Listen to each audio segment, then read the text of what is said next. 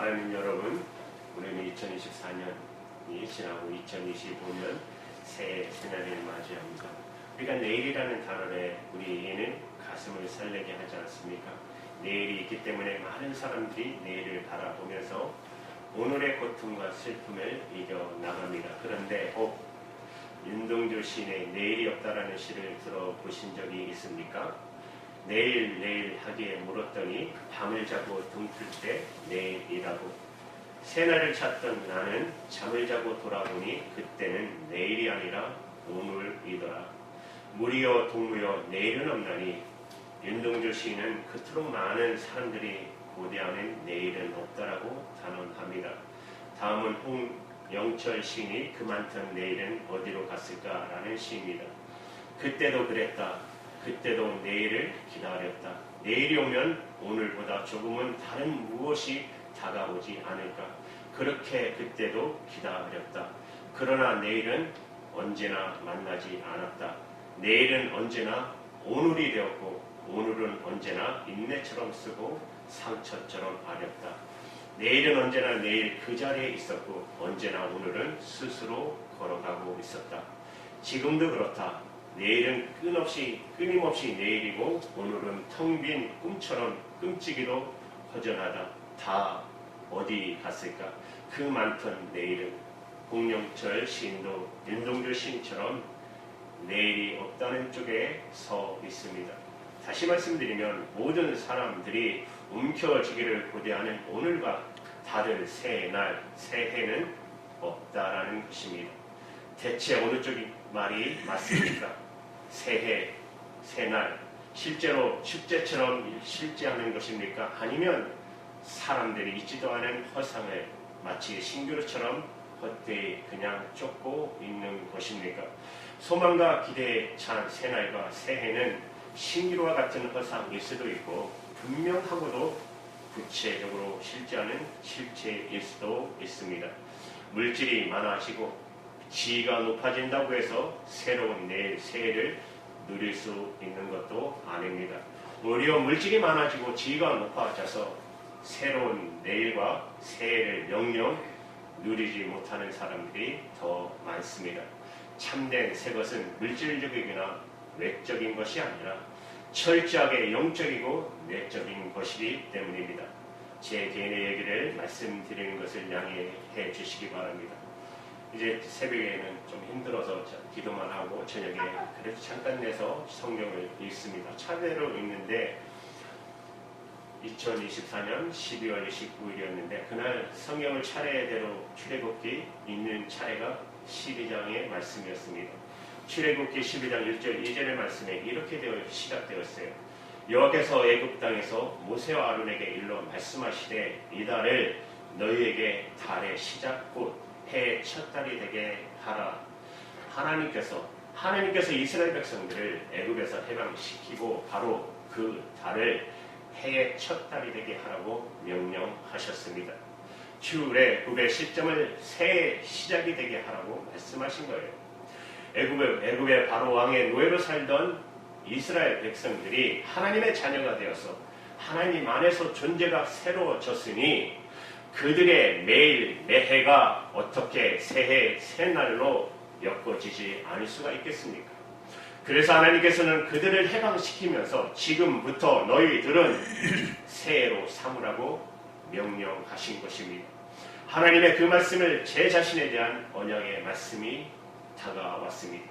사랑하는 여러분, 우리 모두 처음 주님을 만났을 때, 거듭났을 때 그날이 우리의 새날이었고 새해가 아니었습니까? 이제 이 말씀을 읽으면서 이 노년에 접어든 우리, 저도 좀 제일 어리지만 여기서 노년에 접어든 우리의 육신이 날이 갈수록 점점 더 쇠퇴갈 망정.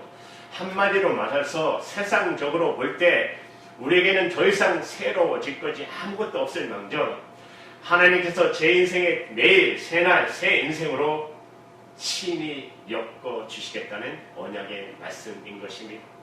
그래서 저는 그날 출애굽의 말씀을 언약의 말씀으로 깨닫고 그날을 제 인생의 새해 첫날로 삼았습니다. 오늘 말씀, 본문의 말씀, 주님께서 제자들에게 이르신 말씀입니다. 요한복음 14장 16절 17절 말씀 우리 같이 읽을까요? 시작. 내가 너희에게 구하겠으니 그가 또 나를 보혜사를 너희에게 주사 영원토록 너희와 함께 있게 하시니 그는 진리의 영이라 세상은 그를 받지 못하나니 이는 그를 보지 못하고 알지도 못합니다. 그러나 너희는 그를 아나니 그는 너희와 함께 거하시고 또 너희 속에 계시겠습니다. 주님께서 떠나신 뒤에 성령님께서 제자들을 위해서 이 땅에 오시게 하시겠다는 주님의 약속이었습니다. 18절 말씀입니다. 내가 너희를 고와 같이 버려두지 아니하고 너희에게로 오리라. 주님께서는 오실 성령님을 당신과 동시하면서 내가 너희들에게 오리라고 하라고 말씀하신 것입니다. 우리가 믿는 하나님, 삼위일체 하나님은 성부, 성자, 성령 하나님 한 분이신 하나님이신 것입니다. 그래서 성령님은 성부 하나님의 영인 동시에 성자 하나님의 영이기도 하십니다. 여러분, 이단 중에 이걸 인정하는 이단들이 있잖아요. 우리가 성령을 같이 해도 대표적인 게 여호와의 증인들 아닙니까? 하나님의 성령을 하나의 파워로 인정합니다. 그리고 예수님은 우리 인간의 창조의 귀한 창조물, 우리와 똑같은 창조물로 여깁니다. 성부는 오직 한 분 하나님으로만 믿는 것이 바로 여호와의 증인들 아닙니까? 삼위일체 하나님을 믿지 않습니다. 인간을 구원하게 십자가의 제물로 돌아가셨다가 죽음을 깨뜨리고 부활하시고 승천하신 주님께서는 영으로 제자들에게 임하신 것입니다. 당신께서 사랑하시는 제자들을 부하처럼 내버려 두지 않기 위함이었습니다.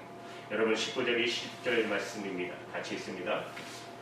조금 있으면 세상은 생각을 알려주는 것이되 너희는 나를 믿으니 이는 내가 살았고 너희가 살아있으리라. 그날에 나는 내가 아버지 안에 너희가 나의 안에 내가 너희 안에 있는 것을 너희가 알리라. 세상 사람들은 육안으로 볼 수 없는 영신 주님을 볼 수도 알 수도 없습니다. 그러나 성령님 안에서 부활하신 예수님 안에서 그 영혼이 소생된 제자들은 성령님을 알아보았습니다. 그들은 성령님의 조명 속에서 주님께서 아버지 안에, 주님께서 자신들 안에, 자신들이 주님 안에 있다는 사실을 깨달았습니다. 여러분 21절의 말씀을 보세요. 나의 계명을 지키는 자라야 나를 사랑하는 자니 나를 사랑하는 자는 내 아버지께 사랑을 받을 것이요 나도 그를 사랑하여 그에게 나를 나타내리라. 주님께서 로고스 곧 말씀이시기에 눈에 보이는 말씀을 듣고 지키는 것이 보이지 않는 영이신 주님을 믿고 사랑하는 거라고 말씀하고 계십니다. 제자들은 먼저 말씀을 지키고 쫓았기 때문에 제자들이 먼저 주님의 말씀을 지키고 쫓았기 때문에 그들이 주님의 제자들이 된 것이 결코 아닙니다. 주님께서 먼저 제자들 속에 계시고 제자들로 하여금 당신 속에 있게 해주셨기에 그의 주님의 도우심으로 제자들은 말씀의 증인으로 살아갈 수가 있었던 것입니다. 제자들이 의로운 사람들이어서 그들이 거룩한 사도들이 된 것이 아니라 주님께서 그들 안에 계시고 그들로 하여금 당신 안에 있게 해주셨기에 주님의 의를 힘입어 그들이 거룩한 사도들이 될 수가 있었던 것입니다. 그들이 새로운 의복을 입고 그들의 육체가 새로워졌기 때문에 그들이 세상을 새롭게 할 수 있었던 것도 아닙니다. 대부분 제자들은 갈릴리 빈민 출신인 그들은 배운 것도 없었고 변변한 의복도 없었지만 주님께서 그들 안에 계셔 주셨기에 그들로 하여금 당신 안에 있게 해주셨기에 그들이 세상의 인류의 역사를 새롭게 한 주님의 손과 발로 살아갈 수가 있었던 것입니다. 주님의 말씀의 증으로 살아가는 제자들의 현실은 여러분 제자들이 갈릴리에 살 때보다 훨씬 가혹했습니다. 그들이 갈릴리에 살 때는 비록 가난했을 망정 매일 피난을 깨우면서 가정을 지킬 수는 있었습니다. 그러나 여러분 그들이 이 세상에서 말씀의 증인으로 살아가기 위해서 치러야 할 대가는 대부분 순교의 길이었습니다. 참수형을 당해서 죽거나 산채로 불에 타 죽거나 원형 경기장에서 맹수의 답이 되는 것이었습니다. 그들의 가정은 고난을 겪어야 했습니다. 그럼에도 불구하고 그들은 주님의 말씀의 증인으로 살기를 포기치 아니하였고 그들이 전한 주님의 말씀에 의해 세상의 역사가 새로워진 것입니다. 말씀인 주님께서 그들 안에 계셨고 그들로 하여금 당신 안에 있을 수 있게 해주셨기 때문에 주님의 말씀 안에서 심령이 새로워진 그들이 매일매일 주님 안에서 새날 새해로 먼저 엮어져 갔기 때문입니다. 세상의 그 어떤 역경과 고난도 주님의 말씀 안에서 주어지는 새날을 가로막을 수가 없었습니다. 우리가 믿는 주님께서는 시간과 공간을 초월하시기에 우리보다 먼저 가시는 하나님이십니다. 시간과 공간을 초월하시기에 우리의 배에서 우리의 백그라운드가 되시고 시간과 공간을 초월하시기에 우리 곁에서 우리의 동행자가 되시고 시간과 공간을 초월하시기에 우리 안에 계시고 시간과 공간을 초월하시기에 우리로 하여금 당신 안에 있게 해 주신 것입니다. 그래서 주님께서는 우리를 우리 자신보다 더 잘 알시고 우리가 주님을 부를 때마다 우리에게 응답해 주실 수 있고 내가 질 수 없는 무거운 인생의 짐을 함께 져 주실 수도 있습니다. 세상 사람은 볼 수 없는 그 주님을 우리는 말씀 속에서 매일 보고 만나고 알고 만질 수가 있는 것입니다. 눈에 보이는 말씀이 보이지 않는 주님이시고 영이신 주님께서 눈에 보이는 말씀을 통해 당신을 우리에게 계시해 주기 때문입니다. 죽을 수밖에 없는 죄인인 우리가 우리 안에 계시는 주님으로 인해서 이미 하나님의 자녀가 된 것입니다. 아무것도 내세울 것이 없는 우리가 주님의 말씀 안에서 이미 주님의 온유하고 겸손한 품격을 얻은 것을 믿으시기 바랍니다.